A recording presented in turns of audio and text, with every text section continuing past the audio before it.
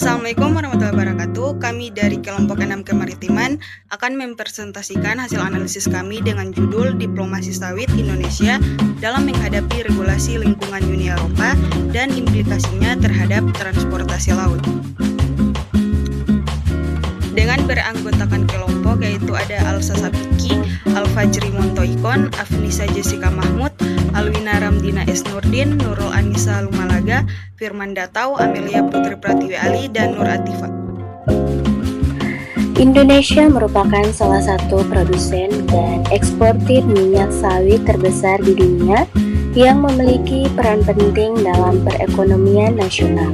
Namun, ekspor sawit Indonesia menghadapi tantangan dari kebijakan lingkungan Uni Eropa seperti European Union Deforestation Regulation atau disingkat dengan EUDR yang menuntut produk bebas dari deforestasi dan memiliki sistem keterlacakan yang jelas.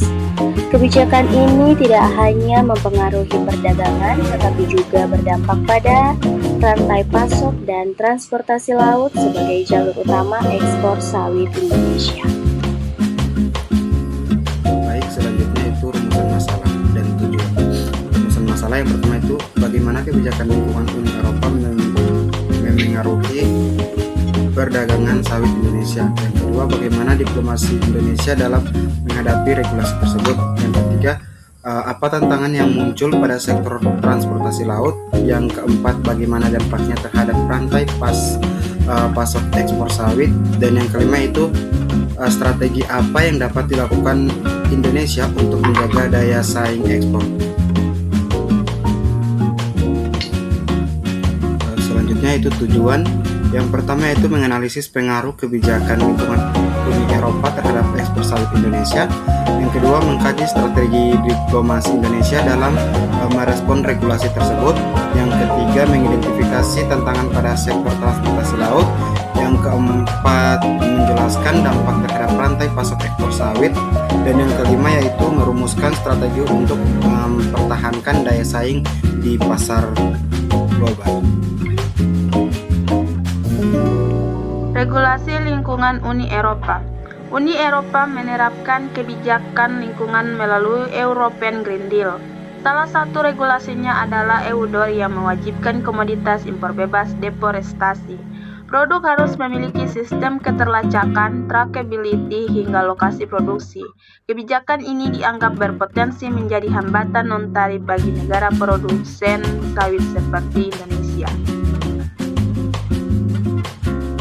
Baik, selanjutnya diplomasi Indonesia dalam isu sawit. Itu yang pertama, Indonesia melakukan diplomasi ekonomi melalui forum bilateral dan multilateral. Yang kedua, pemerintah mendorong pengakuan terhadap standar Indonesia Sustainable Palm Oil atau ISPO. Yang ketiga, diplomasi bertujuan memperbaiki citra sawit Indonesia sebagai produk yang berkelanjutan. Yang keempat, Indonesia juga membangun dialog dengan Uni Eropa untuk implementasi kebijakan yang lebih adil. Tantangan bagi transportasi laut. Yang pertama, ekspor sawit Indonesia sebagian besar menggunakan jalur transportasi laut. Regulasi Uni Eropa menyebut yang pertama, transparansi rantai pasok, sistem pelacakan produk, pengurangan emisi karbon dalam logistik. Dampaknya biaya logistik meningkat, proses ekspor lebih kompleks, potensi keterlambatan pengiriman. Regulasi ini mendorong perubahan sistem rantai pasok menjadi lebih transparan dan terdigitalisasi, dapat ditelusuri dari hulu hingga hilir, memenuhi standar keberlanjutan global, serta terintegrasi dengan sistem logistik maritim modern. Ini juga mendorong penggunaan teknologi seperti pelacakan kargo dan sertifikasi digital. Beberapa strategi yang dapat dilakukan Indonesia yaitu yang pertama, memperkuat diplomasi lingkungan internasional, yang kedua, meningkatkan implementasi standar ISPO, yang ketiga, melakukan modernisasi transportasi laut dan pelabuhan, yang keempat, mendorong digitalisasi rental pasok ekspor, yang terakhir yaitu memberikan dukungan kepada petani kecil dalam proses sertifikasi. Jadi kesimpulannya yaitu regulasi lingkungan Uni Eropa seperti European Union Deforestation Regulation memberikan tantangan bagi ekspor minyak sawit Indonesia karena menuntut standar keberlanjutan dan keterlacakan produk yang lebih ketat.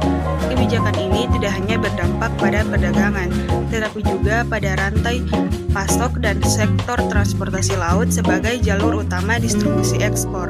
Oleh karena itu, Indonesia perlu memperkuat diplomasi internasional, meningkatkan penerapan standar keberlanjutan, serta memperbaiki sistem logistik dan transportasi laut agar tetap mampu bersaing di pasar global.